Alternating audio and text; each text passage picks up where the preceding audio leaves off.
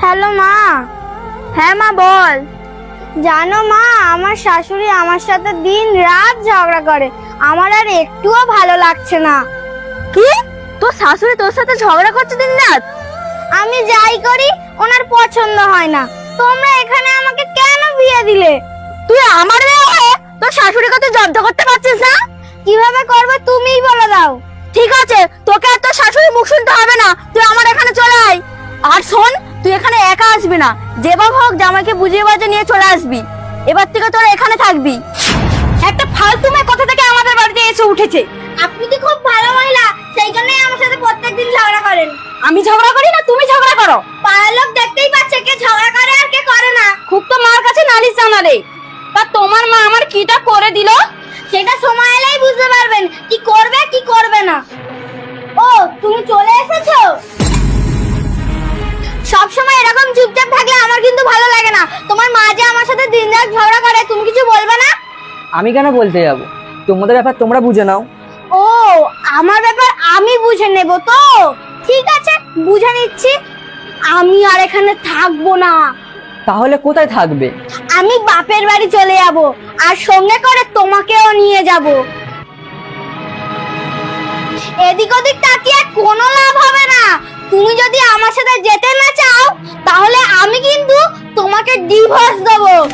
ঠিক আছে, অশান্তির থেকে শান্তি যেখানে পাবো সেখানে থাকাই ভালো। চলো, আমি তোর সাথে চলে যাবো। এবার বুঝতে পারলেন তো আমার মা কি করলো আর কি করলো না? চলো জামা কাপড়গুলো গুছিয়ে নি।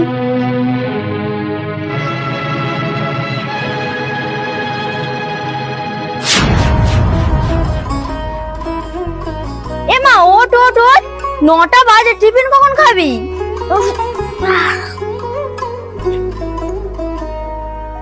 ও মা, আজকে কি টিফিন করেছো? তুই কি টিফিন খাবি বল, আমি সেটা করে দিচ্ছি।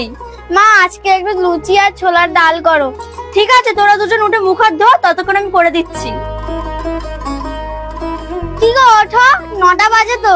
আরে হ্যাঁ, শ্বশুর বাড়ি বলে কথা, 10টার পরে উঠবো।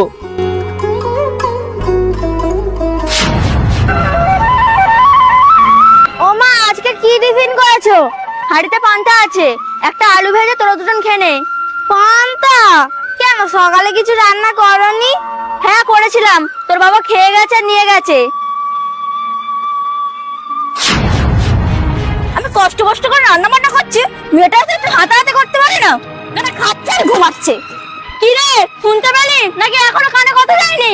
হ্যাঁ মা, বলো কি কি করতে হবে। না না, তোকে কিছু করতে হবে না, গিয়ে শুকা যা।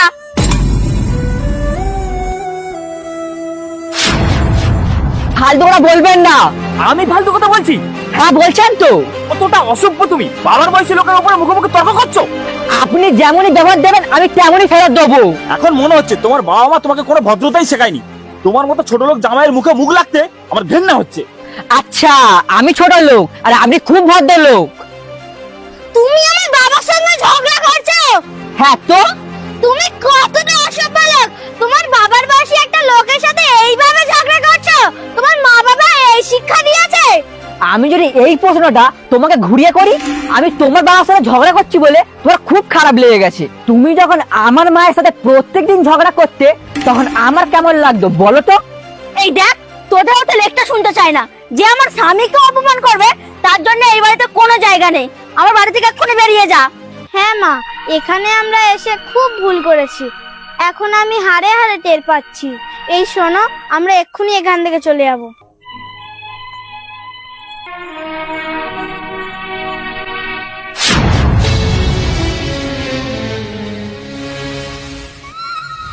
মা, আমি ওখান থেকে চলে এসেছি। কেন বৌমা, কি হলো? এত তাড়াতাড়ি বাপের বাড়ির হাঁড়ির ভাত কি শেষ হয়ে গেল নাকি?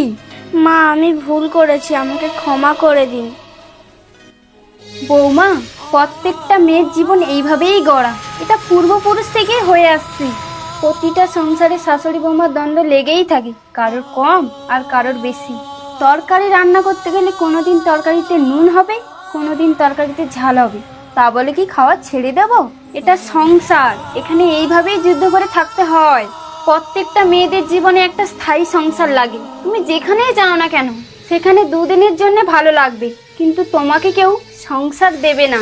সংসারটা কিন্তু তুমি তোমার স্বামীর বাড়িতেই পাবে। ঘটি বাটি এক জায়গায় থাকলে সেটা ঠোকাঠুকিই হবে, তার মধ্যে থেকেই তোমাকে সংসারটা করতে হবে। হার মানলে চলবে না।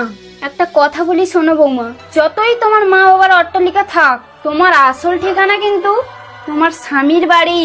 হ্যাঁ মা, আমি অনুভব করতে পারছি। আমি যদি ওখানে না যেতাম তাহলে হয়তো আমি বুঝতেই পারতাম না আমার আসল ঠিকানা কোনটা। যে নিজের ভুল বুঝতে পারে সেই তো জগৎ জয় করে। এসো বৌমা।